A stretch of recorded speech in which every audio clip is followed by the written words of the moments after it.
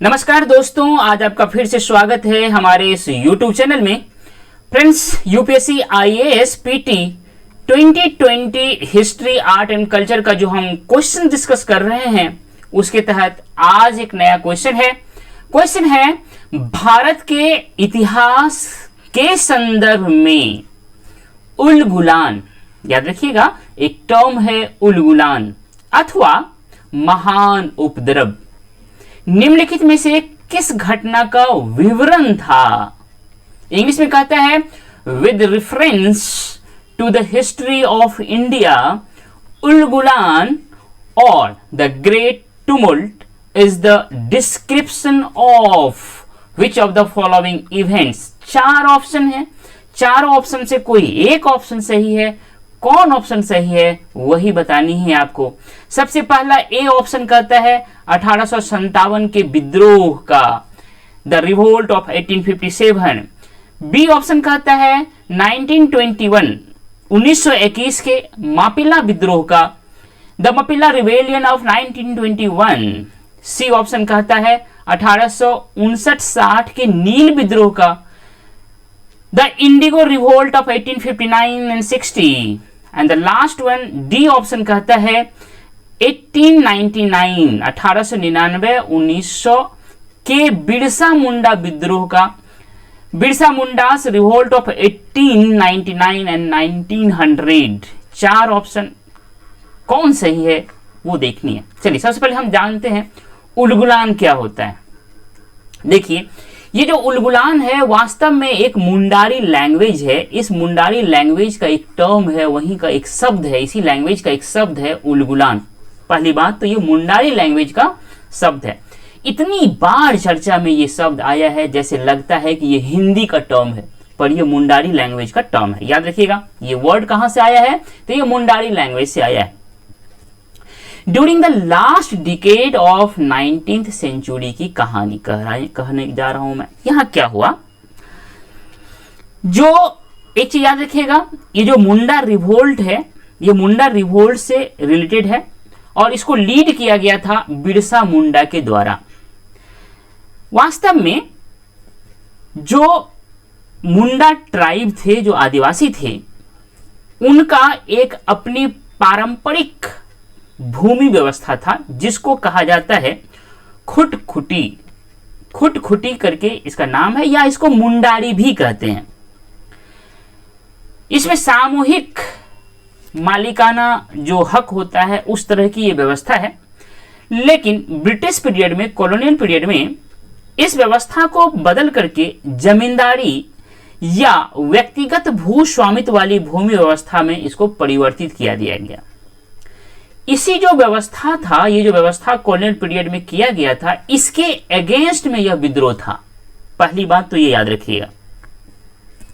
बाद में इसमें रिलीजियस प्लस पॉलिटिकल एलिमेंट्स भी जोड़ दिया गया।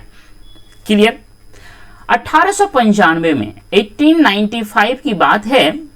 ये बिरसा मुंडा है जो पिक्चर में दिख रहा है आपको। ये बिरसा मुंडा अपने जन समूह के सामने आते हैं और बोलते हैं, इस समूह के सामने अपने आप को भगवान के दूत के रूप में घोषित कर देते हैं, है ना, भगवान का दूत है ये। इस रूप में ये घोषित करके जो मुंडा आदिवासी है उन सारे विद्रोहियों के ये अपने आप को नेता घोषित कर देते हैं और ये लीडर हो जाते हैं। और इन्होंने कहा कि जो हमारी लड़ाई होगी वह दीकुओं के खिलाफ होगी। ये दीकू वर्ड भी बहुत पूछा गया है कि ये दीकू का क्या मतलब होता है।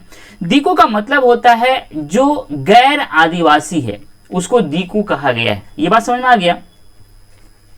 इसका एम क्या था? Establish Munda rule in the land. उनका जो अपना एरिया था, बेसिकली आज के झारखंड का छोटा नागपुर एरिया उस समय में बंगाल प्रेसिडेंसी का पार्ट था, लेकिन आज के छोटा नागपुर का जो एरिया है उस एरिया में यह अपना रूल एस्टेब्लिश करना चाहते थे।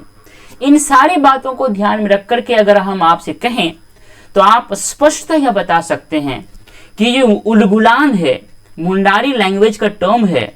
इसका जो विवरण है, ये सब जो विवरण करता है, ये जो डिस्क्राइब करता है, यह मुंडा विद्रोह को डिस्क्राइब करता है, क्योंकि ये जो लीड किया है इसको बिरसा मुंडा ने किया है, और जो मुंडा ट्राइब है, आदिवासी लोग है, इस विद्रोह में बहुत बढ़ चढ़ करके पार्टिसिपेट किए थे। अब मैं आपको कहना चाहता हूं कि आप अपने लेवल पे कुछ काम करें, क्योंकि ये बहुत ही इंपॉर्टेंट टॉपिक है, बहुत ही प्रिय टॉपिक है यूपीएससी का। आदिवासी रिवॉल्ट यूपीएससी का बहुत ही इंपॉर्टेंट टॉपिक है। पीटी में भी और मेंस में भी कई बार क्वेश्चन यहां से आ चुके हैं।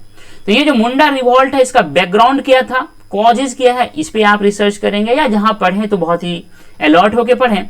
ये जो रिवेलियन का पूरा प्रोसेस था उसमें क्या क्या हुआ उसको थोड़ा संक्षिप्त में देखना है, और इसका सिग्निफिकेंस क्या है इस मूवमेंट का उसको जाननी है। साथ ही साथ इस मूवमेंट का जो इंडिपेंडेंस मूवमेंट है दोनों में क्या रिलेशंस है, इनको भी आपको जाननी है मेंस के आंसर राइटिंग प्रैक्टिस में। इससे आपको बहुत ही फायदा होगा। चलिए, ये बात तो हो गया। अब इस ऑप्शंस को जब देखें तो ऑब्वियस ही बात है, इसका आंसर है Birsa Munda's revolt of 1899 to 1900, अर्थात ऑप्शन डी सही है। लेकिन अभी हमारा काम यहां खत्म नहीं हुआ है और हमारा काम बाकी है। मैं बार बार बोलता हूं कि यूपीएससी में एक ऑप्शन के अलावा जो बाकी और ऑप्शन होते हैं वह बहुत ही रिलेवेंट होता है, बहुत ही मीनिंगफुल होता है, और आने वाले संभावित क्वेश्चंस होते हैं। इस तीनों एंगल से अगर आप इसको देखें तो बाकी तीन ऑप्शंस बहुत ही इंपॉर्टेंट है। रिवॉल्ट ऑफ 1857, 1857 का जो विद्रोह है, इस पे आपको काम करना है।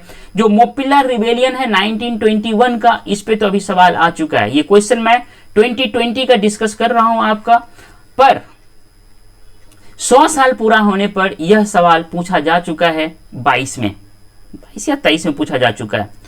2022 या 23 में ये क्वेश्चन पूछा जा चुका है। ये मोपिला रिवेलियन से रिलेटेड है, याद रखिएगा। उसके बाद जो इंडिगो रिवोल्ट है 1859 और 60 के बीच में, ये भी टॉपिक बहुत ही इंपॉर्टेंट है। इन तीनों रिवोल्ट के बारे में, रिवेलियन के बारे में आपको अलर्ट रहना है। ऐसा नहीं कि अलग से खोज के पढ़ना है। जब आप हिस्ट्री पढ़ेंगे तो ये सारे टॉपिक आपके सामने जरूर आएंगे। उस समय अपने ब्रेन को अलर्ट करना है, बहुत ही कॉन्शियस होकर के पढ़ना है, बहुत ही फोकस होकर के पढ़ना है। प्रीवियस ईयर क्वेश्चन पेपर को बनाने का मकसद यही होता है कि जो अन्य ऑप्शंस है वो ऑप्शन से आप क्या ट्रेंड उसमें से फाइंड आउट कर पाते हो। जो अन्य ऑप्शंस है वो आपको क्या इंडिकेट करता है कि आपका स्टडी बहुत ही फोकस हो जाए, कम से कम पढ़ करके ज्यादा से ज्यादा क्वेश्चंस को सॉल्व किया जाए। इसी मकसद से प्रीवियस ईयर क्वेश्चन को हम आपके साथ डिस्कस करने की कोशिश कर रहे हैं। मुझे उम्मीद है कि जिस तरह से मैं आपको बता रहा हूं कि प्रीवियस ईयर क्वेश्चन पेपर को कैसे पढ़ना है, एक एक ऑप्शंस को मैं डिस्कस कर रहा हूं और जो सही आंसर है उसके बारे में बता रहा हूं, आपको बहुत ही पसंद आ रहा होगा। इसीलिए आपसे मेरा एक हम्बल रिक्वेस्ट है कि हमारे इस चैनल को सब्सक्राइब करें, लाइक करें और अपना वैल्यूएबल कमेंट दें। मिलते हैं नेक्स्ट क्वेश्चंस में। Thank you dear.